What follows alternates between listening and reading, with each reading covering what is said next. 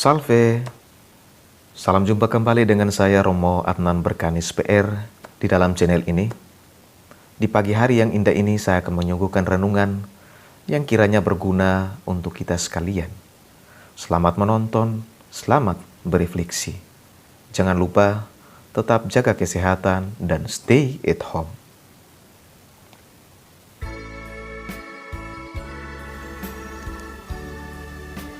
Bacaan dari Kisah Para Rasul bab 15 ayat 22 sampai 31. Pada akhir sidang pemuka jemaat di Yerusalem yang membicarakan soal sunat, rasul-rasul dan penatua-penatua beserta seluruh jemaat mengambil keputusan untuk memilih dari antara mereka beberapa orang yang akan diutus ke Antiokhia bersama-sama dengan Paulus dan Barnabas. Yang terpilih yaitu Yudas yang disebut Barsabas dan Silas. Keduanya adalah orang yang terpandang di antara saudara-saudara itu. Kepada mereka diserahkan surat yang bunyinya, "Salam dari rasul-rasul dan penatua-penatua dari saudara-saudaramu kepada saudara-saudara di Antiokhia, Syria, dan Kilikia yang berasal dari bangsa-bangsa lain. Kami telah mendengar bahwa ada beberapa orang di antara kami yang tidak mendapat pesan dari kami, telah menggelisahkan dan menggoyangkan hatimu dengan ajaran mereka. Sebab itu dengan bulat hati kami telah memutuskan untuk memilih dan mengutus beberapa orang kepada kamu bersama-sama dengan Barnabas dan Paulus yang kami kasihi, yaitu dua orang yang telah mempertaruhkan nyawanya karena nama Tuhan kita Yesus Kristus. Jadi kami telah mengutus Yudas dan Silas yang dengan lisan akan menyampaikan pesan tertulis ini juga kepada kamu. Sebab adalah keputusan Roh Kudus dan keputusan kami, supaya kepada kamu jangan ditanggungkan lebih banyak beban daripada yang perlu, yakni kamu harus menjauhkan diri dari makanan yang dipersembahkan kepada berhala, dari darah, dari daging binatang yang mati dicekik, dan dari percabulan. Jikalau kamu memelihara diri dari hal-hal ini, kamu berbuat baik. Sekianlah, selamat."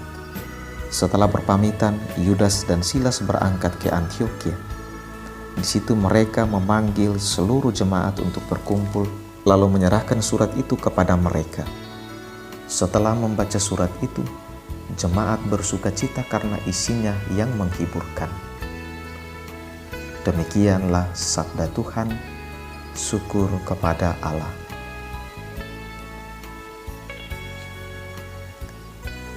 Inilah Injil Yesus Kristus menurut Yohanes, bab 15 ayat 12 sampai 17. Dimuliakanlah Tuhan. Dalam amanat perpisahannya, Yesus berkata kepada murid-muridnya, "Inilah perintahku, yaitu supaya kamu saling mengasihi seperti aku telah mengasihi kamu. Tidak ada kasih yang lebih besar daripada kasih seorang yang memberikan nyawanya untuk sahabat-sahabatnya. Kamu adalah sahabatku jikalau kamu berbuat apa yang kuperintahkan kepadamu.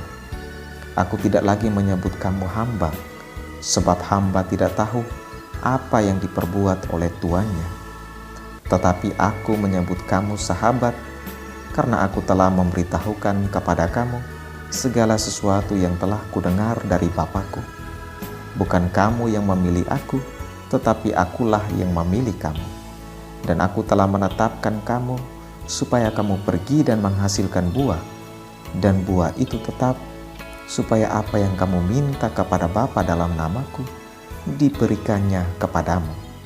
Inilah perintahku kepadamu, kasihilah seorang akan yang lain." Demikianlah Injil Tuhan, terpujilah Kristus. Bapak, Ibu, saudara-saudari yang terkasih di dalam Kristus. Dalam Injil hari ini sekali lagi Tuhan Yesus mengajarkan cinta kasih tanpa batas. "Aku memberikan perintah baru kepada kamu, yaitu supaya kamu saling mengasihi sama seperti aku telah mengasihi kamu. Perintah itu baru dalam artian bahwa perintah itu memanggil seorang pribadi kepada suatu cinta kasih universal dengan intensitas yang terdalam. Cinta kasih dengan mana Tuhan mengasihi kita. Perintah baru ini tidak punya batas. Intensitasnya pun berbeda.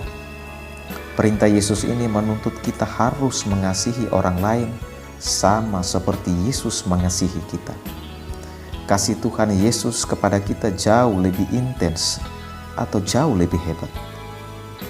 Apa yang dilakukan oleh Tuhan Yesus, mengorbankan nyawanya untuk kita sahabat-sahabatnya, juga berlaku bagi kita untuk memberikan hidup kita sendiri bagi orang lain.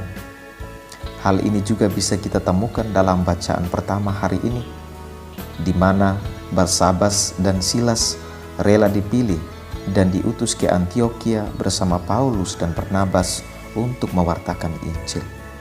Barsabas dan Silas mempraktekkan cinta kasih sejati, yaitu mempertaruhkan nyawanya untuk orang lain dan untuk nama Tuhan kita Yesus Kristus. Bapak, Ibu, saudara-saudari yang terkasih di dalam Kristus. Dalam kasih Tuhan kita Yesus Kristus, Dia memberikan hidupnya untuk kita. Tuhan Yesus menunjukkan kasih tanpa syarat dan tanpa batas sampai pada wafatnya di kayu salib. Tuhan Yesus mengasihi kita terlepas dari keterbatasan dan kelemahan kita. Tuhan Yesuslah yang membuat kita layak menerima kasih-Nya yang tanpa batas dan tanpa akhir.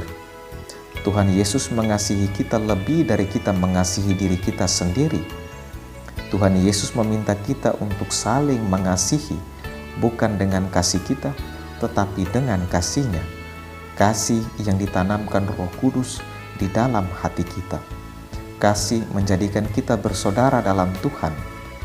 Kita dipanggil untuk mengasihi Kristus, dan dalam Kristus kita saling mengasihi.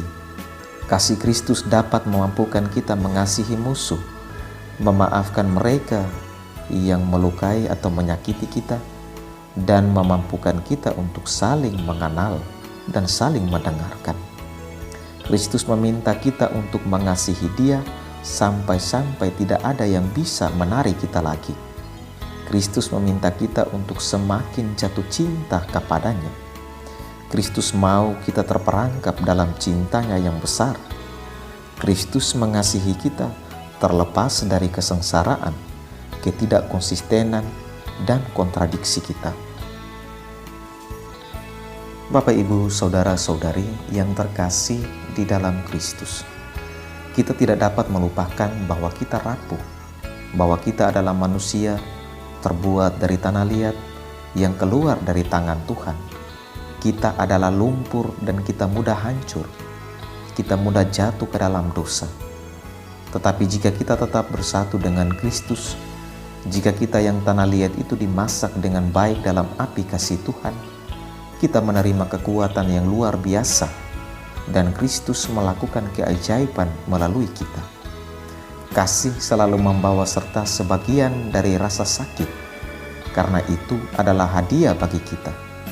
Kita mengasihi Kristus, dan ini terkadang melibatkan rasa sakit, tetapi itu adalah kasih. Rasa sakit yang kita jalani dengan kasih, itu menyakitkan kita, tetapi kita mengasihi. Kita tidak bisa mengubah orang lain. Kita tidak bisa menyelesaikan masalah mereka.